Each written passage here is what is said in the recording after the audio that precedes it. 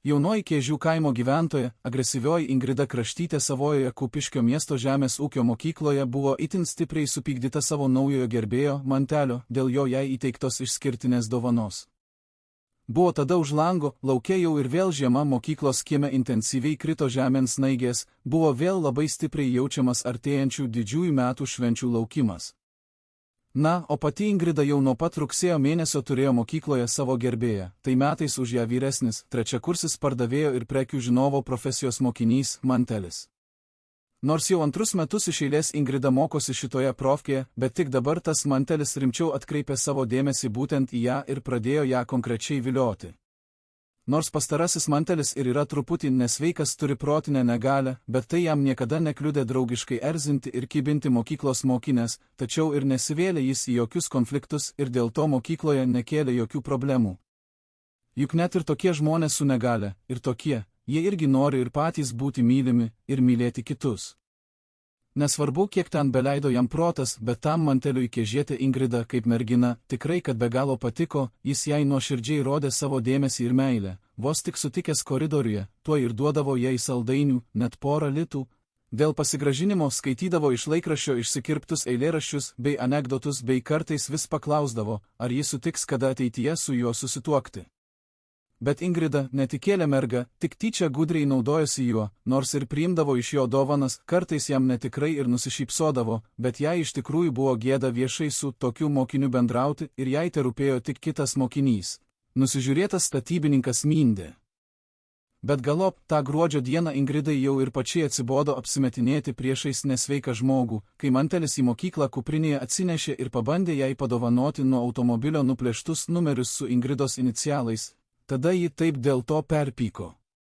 2003 metų gruodis, štai kaip galėjo atrodyti šis dramatiškas ir emocingas pokalbis Kupiškio žemės ūkio mokyklos koridoriuje, fone sningant stambioms snaigėms už lango. Aplinka – mokyklos 1 aukšto koridorius prie didžiųjų langų. Už lango sninga, girdisi į savo pamokas skubantys mokiniai. Trečiakursis miestietis Mantelis stovi susijaudinęs, abi rankas sukišęs į kuprinę. Ingrida stovi pasirėmusi į palangę, nuobodžiaujanti ir žvilgčiojanti į šoną, tikėdamasi pamatyti pirmakursį vaikiną Mindę. Mantelis, plačiai šypsodamasis, mikčiodamas iš susijaudinimo, Ingridut. Ingrida. Žiūrėk, ką turiu. Žiūrėk, ką tau atnešiau. Visą naktį galvojau, kaip tave nustebinti prieš Kalėdas. Ingrida nepatenkinta, net neatsisukdama, ko vėl, Manteli. Sakiaugi tau, neturiu laiko. Ko čia dabar rėki per visą koridorių?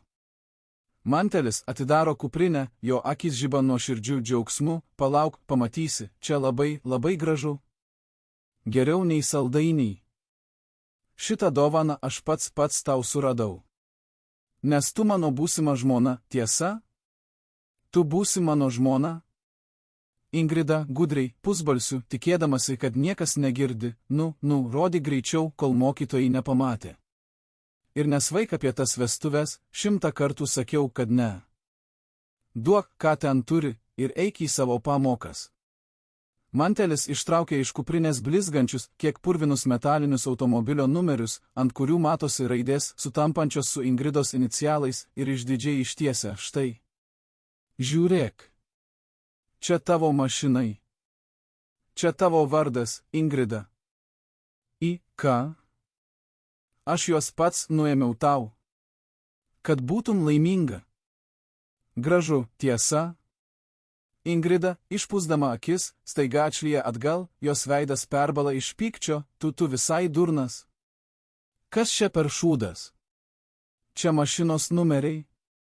Mantelis sutrinka, jo šypsena dingsta, balsas pradeda drebėti, bet čia tavo raidės. Ingrida. Kraštytė. Į ką? Aš norėjau, kad turėtum. Aš tave myliu, Ingridut.